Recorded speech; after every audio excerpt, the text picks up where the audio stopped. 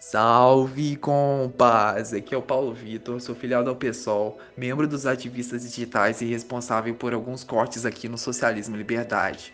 Se você ainda não é inscrito ou inscrito no canal, clica no botão para se inscrever aí embaixo e ativa o sininho para ficar por dentro de tudo. O episódio novo da Rádio Mulambo, transmitido na sexta-feira, dia 24 de setembro, trouxe notícias babadeiras para vocês. O link para a transmissão completa está na descrição do vídeo. Acende o incenso aí e fica ligado porque nesse corte o Gustavo explica o que é integralismo. Não se esqueça de deixar o seu like, isso ajuda bastante o canal.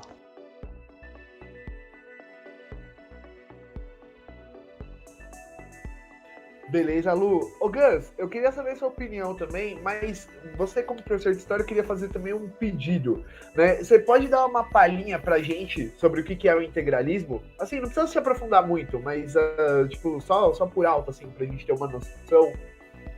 Você faz essa pra mim, cara?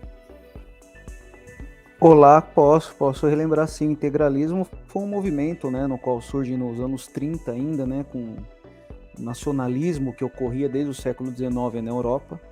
Ele, que para variar, né, aqui chega distorcido, como tudo aconteceu, né? Então você, por exemplo, discutia, né, enquanto você discutia direito de propriedade na Europa, né, com o liberalismo lá de Adam Smith, aqui o fazendeiro paulista também discutia direito de propriedade do escravo, né? Então, quando chega aqui o nacionalismo nos anos 30, você tem o Plínio Salgado. Getúlio Vargas se utiliza do Plínio Salgado a primeiro momento, né, para derrubar o que aqui tinha, né, daquela ideia de comunismo, e aí depois o Getúlio Vargas vai lá repare como o nacionalismo aqui nunca deu certo, né? Depois ele é escorraçado pelo Getúlio Vargas, né? Então veja que até o próprio movimento integralista aqui só serviu para dar um golpe, né? E depois foi colocado para debaixo dos panos, né? Dizendo assim por cima. E agora ele volta, né? Esses movimentos nacionalistas eles voltam a toda hora, né? A todo momento eles acontecem, né? No Brasil, né? Nesse cenário. Mas aí, né? Uma coisa que eu acredito, né? Que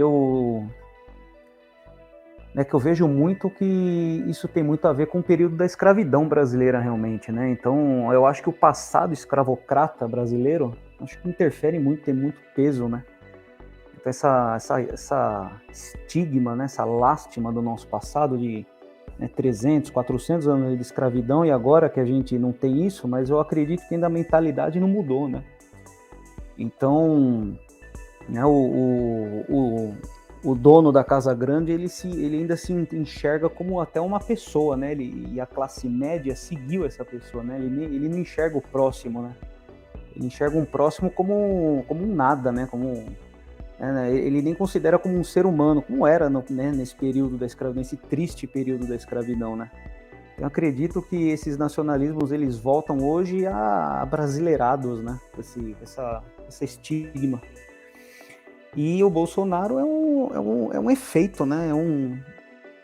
Eu até hoje não consigo entender como esse cara chegou lá, né? Falando as barbaridades. Aliás, né? Eu consigo entender. Eu acredito que seja por isso, né? Por esse passado escravocrata, por essa mentalidade ainda, né? De Casa Grande, senzala que temos, né, no qual o povo chancela a liberdade dele, né, de ele falar coisas, né, quando ele falou dos quilombolas, né, ainda nem quando, acho que ele não era nem presidente, né, ele falando, né, dos quilombolas, Não, né, foi durante a campanha. Foi durante a campanha, então, né, e detalhe, né, ele fala aquilo, se não me engano, foi no Clube Hebraica, né, então, né, assim, é abominável, né, e eu acredito que essa abominação, ele surge por causa realmente do nosso passado, né. Você pega aqueles redneck lá do sul dos Estados Unidos, é meio que a mesma coisa, né? Então, só que os caras são declarados lá, né? Ku Klux Klan, e aqui eles estavam meio que tentando fazer isso, né? Como aquele assessor, né? Que ele faz um sinal nazista lá, nazista não, faz um sinal supremacista branco, aí depois ele foi até mandado embora, né? Pegou mal, mas... Não foi mandado embora. Você tá falando do Felipe G. Martins, né? Ele tá Não, lá até hoje. Então, veja, Ele né, o ainda, cara, ele ainda ele tá lá. continua lá, né? Então, veja, né, esses caras continuam, né? Não tem ninguém que chega, né? E outra que aconteceu esses tempos, né? Acho que foi no Nordeste, um menino foi no shopping com uma suástica no braço, e uma pessoa da prefeitura, ou seja, do Estado, né, um integrante do poder público, dizendo: não, mas ele tem liberdade da democracia, achei que Foi democracia era assim. Caruaru, foi Caruaru, Então, Pernambuco. então veja, né? Imagina um servidor público que não entende nem o que é democracia. Ele acha que democracia ele pode falar o que ele quiser, ele pode ofender, né, uma etnia, uma religião, né, uma ideologia. Né? Então veja que o cara não tem nem entendimento da democracia. Então ele acha que a democracia é eu posso fazer o que eu quiser, e não é isso que funciona a democracia, né? Não é dessa forma. Então, ao meu ver, né, com a pequeneza que me cabe, eu acredito que é por causa do nosso passado a gente tem essas atrocidades hoje em dia. E de novo, né, a informação ela vem distorcida e fica brasileirada, né? Que nem de novo quando eu comecei a falar, né, a gente discutiu o direito à propriedade na Europa, né, mas era de propriedade privada. Quando chega no Brasil, né, o fazendeiro, né, do Vale do Ribeira estava falando que não, a propriedade privada é o escravo, né? Então, se houver a libertação da escravidão, eu quero ser ressarcido pelo Estado. E foi, né? E foi ressarcido, inclusive. Então, eu acredito nisso. Certo. E sobre essa situação toda, o que você acha, esse momento que a gente está vivendo agora, sobre o que aconteceu no dia 7 e tal? Você tem alguma opinião sobre isso daí? Olha, eu acredito que o que aconteceu foi uma tentativa, né? Realmente, o Bolsonaro tenta aí, né, de alguma forma, aquilo que ele falava, né, que o pessoal não botava fé, né, quando ele, nas campanhas dele, nos anos 90, né, quando ele era um deputado, que ele queria que por ele dava um golpe. É o que ele está tentando fazer aos poucos, né? E por mais que ele tenha um pouco, né, por mais que ele tenha pouco, a gente tem mania de falar, não, mas o Bolsonaro ele não tem muito suporte. Aí eu trago para vocês a Síria, né? Tudo bem que é outro contexto, né?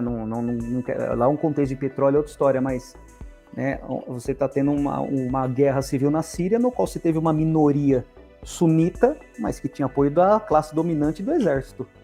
E a maioria xiita está lá brigando pelos direitos. E você tem, no final das contas, até questões locais, né, mundiais ali, Turquia apoiando de um lado com a Rússia, Estados Unidos do outro, a Arábia de um lado, Irã do outro. Tudo bem que é outro contexto. Mas a gente tem que tomar muito cuidado em achar que não, o Bolsonaro ele tem uma minoria. Mas ainda é incômodo, né? Por mais que seja minoria, porque seja 6%, isso é muito incômodo. Eu acredito que agora é hora, né, de haver uma união aí entre, né, as esquerdas, né, para ver o que a gente pode discutir. E aí, independente, né, se você é uma esquerda progressista, né, se você é uma esquerda mais marxista, mais leninista, né, independe a sua ideologia sectária, assim dizendo, vai. O que importa é uma união, porque é perigoso, né? A gente nunca pode descartar essa minoria, porque essa minoria é perigosa. Né, é a minoria que vocês mesmos, né, como eu digo, o Daniel, né, comentou, né, é pátria, Deus e família, é o que fica na cabeça, ainda mais com o nosso passado cristão ainda que continua, né, a gente pode ter mudado de cristão católico, mas a gente ainda é cristão, né, mesmo que seja o evangélico. Então, eu acredito que é perigoso, é um cenário que, ao meu ver, é perigoso, né, é meio complicado, ainda mais com todas essas demonstrações.